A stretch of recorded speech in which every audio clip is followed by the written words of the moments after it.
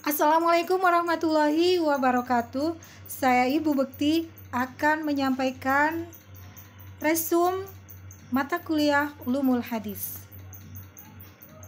Hadis adalah laporan atau narasi yang berasal dari ucapan, tindakan, atau persetujuan Nabi Muhammad SAW.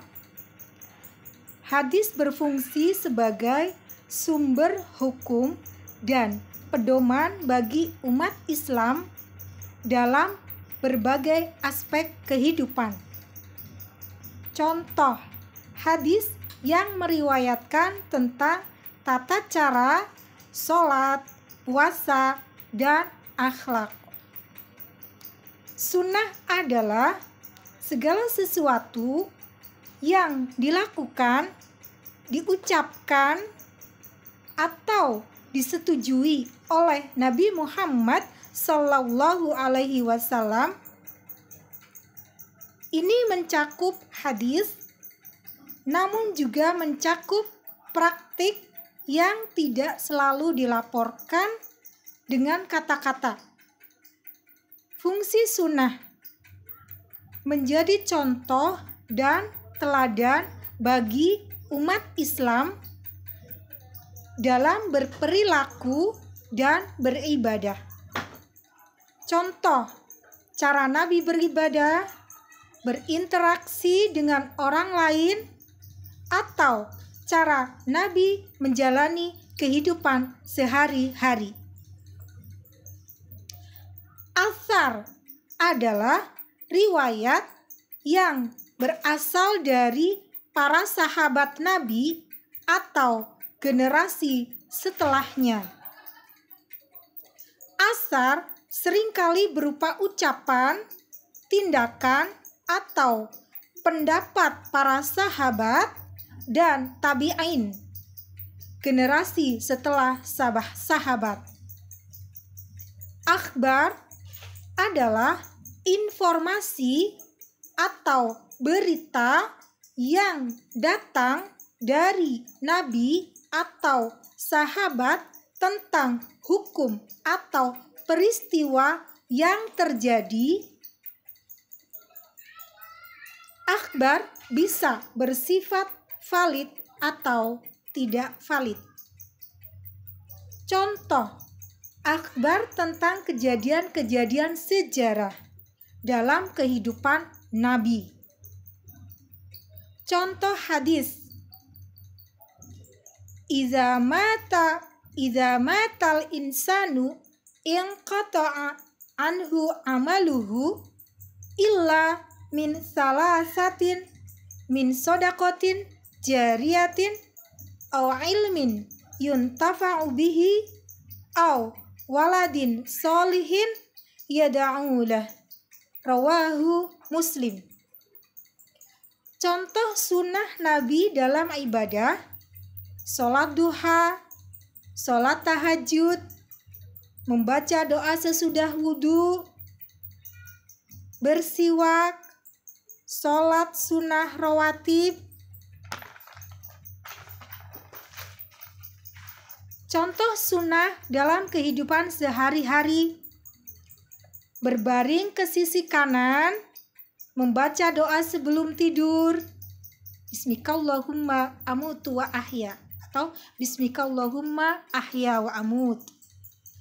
Lalu berbaring ke sisi kanan dengan posisi badan menghadap kiblat. Membaca basmalah sebelum makan dan minum, Bismillahirrahmanirrahim. Mengambil wudhu sebelum tidur. Contoh asar: An Utsman bin Affan radhiyallahu anhu annahu qala wallahi la in qatalta rajulan wahidan laka annama qataltan nasa jami'an.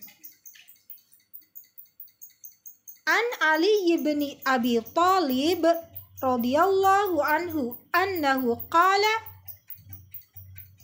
ahbib habibaka haunan ma asa ayyakuna baghidolka yauman ma wa abghid baghidolka haunan ma asa ayyakuna habibaka yauman ma. Contoh akhbar sebagai riwayat para tabi'in. Akhbarona Sa'id binul Musaib anna Umar bin Khattab kana yaqul laula akhirul muslimina ma fatahtu qaryatan illa qasamtuha kama qasama Rasulullah Khaybar. Hadis Qudsi. Hadis Qudsi adalah hadis yang berasal dari Allah Subhanahu wa Ta'ala, tetapi lafaznya dari Nabi Muhammad Sallallahu Alaihi Wasallam. Penjelasannya, maknanya dari Allah melalui wahyu atau ilham. Lafaz atau ucapannya dari Rasulullah, bukan dari Al-Quran, karena Al-Quran lafaz dan maknanya langsung dari Allah dan memiliki keistimewaan khusus, seperti keharusan membacanya dalam sholat dan keutamaannya sebagai ibadah tersendiri. Diriwayatkan oleh perawi hadis. Contoh hadis Qudsi. Aku sesuai dengan persangkaan hambaku kepadaku jika ia berprasangka baik. Aku sesuai dengan persangkaan hambaku kepadaku. Jika ia berprasangka baik, maka baginya kebaikan. Jika ia berprasangka buruk, maka baginya keburukan. Hadis riwayat Bukhari dan Muslim. Perbedaan antara hadis Qudsi dan Al-Quran. Aspek hadis Qudsi, aspeknya sumber atau makna atau redak maknanya dari Allah Subhanahu wa Ta'ala. Kalau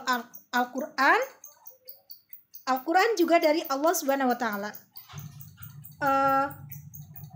Hadis Qudsi, redaksi atau lafadznya dari Nabi Muhammad Sallallahu Alaihi Wasallam.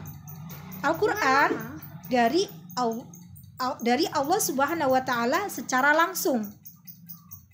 Kedudukan hadis Qudsi tidak termasuk dalam Al-Quran, derajatnya di bawah Al-Quran.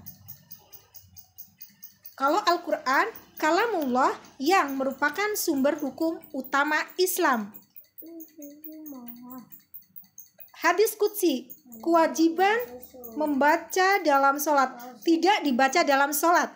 Kalau hadis Qudsi tidak dibaca di dalam sholat, kalau Al-Quran dibaca dalam sholat dan termasuk rukun sholat. Kesucian lafaz hadis Qudsi tidak dianggap mutlak suci seperti Al-Quran. Kalau Al-Quran suci mutlak, tidak boleh disentuh kecuali dalam keadaan suci. Contoh penyampaian. Hadis Qudsi disampaikan melalui hadis dengan sanad perawi. Al-Quran diturunkan melalui wahyu atau malaikat Jibril kepada Nabi Muhammad secara langsung. Baik, terima kasih. Demikianlah sebagian rangkuman dari mata kuliah Ulumul Hadis. Insya Allah dilanjutkan dengan video selanjutnya. Terima kasih. Wassalamualaikum warahmatullahi wabarakatuh.